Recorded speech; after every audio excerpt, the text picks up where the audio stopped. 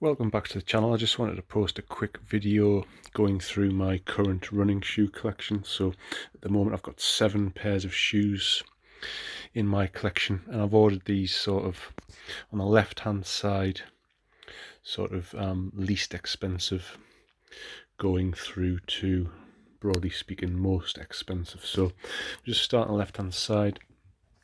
First shoe is the Hoka One One Arahi 4. Not really using these anymore. I was actually recommended these by a physiotherapist because I was having some shin pain issues, and these are like a stability shoe.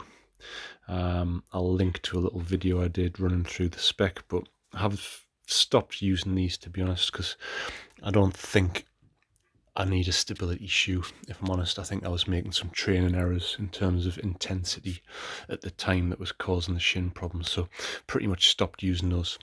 Next up is the Nike Pegasus 37. Excuse the mud. I'm not that bothered about these shoes. I don't really find them that exciting. I have used them.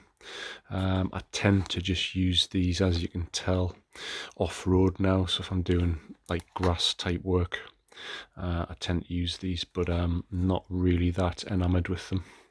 A shoe that I have really enjoyed is the Nike Vomero 14s. I think these are a really good sort of long distance shoe on the road. So if I'm doing long runs, quite like this shoe.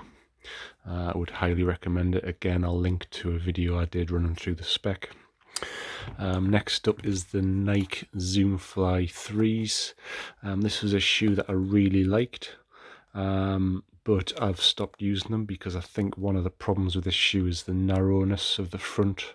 At the front, I've got quite wide feet, so I think the Zoom Fly 3 is a little bit narrow for me, but certainly it's a good shoe, no doubt. But I've stopped using this shoe. Next up is the Hoka One One Carbon X2. I think I mentioned in the last video, not that big a fan. Again, very narrow at the front, so I'd recommend, if you were to buy this shoe, you would buy a slightly larger size than normal. I'm getting away with them, but I'm pretty much using these just for really slow recovery type runs. I'm certainly not going to use them for racing. Next up is a shoe that I wasn't sure about, but now I'm a big fan of, the Next Percent Tempo Nike. I've started wearing these for races, and I must say I'm really happy with them, and I'm going to buy another pair of these. Done quite a few miles in these, as you can probably tell. Just feel really nice to run in. I like doing faster training work in these, and I like using these for sort of C races, B races. So I've just recently done a 5k race in these, and I really liked them. First time really racing in them. And top of the scale are the Nike Next Percent 2s. I've literally only worn these once for a little tryout. Absolutely loved them. Again, I'll link to a little spec video that I did. Definitely going to use these for the Great North Run in September, half marathon.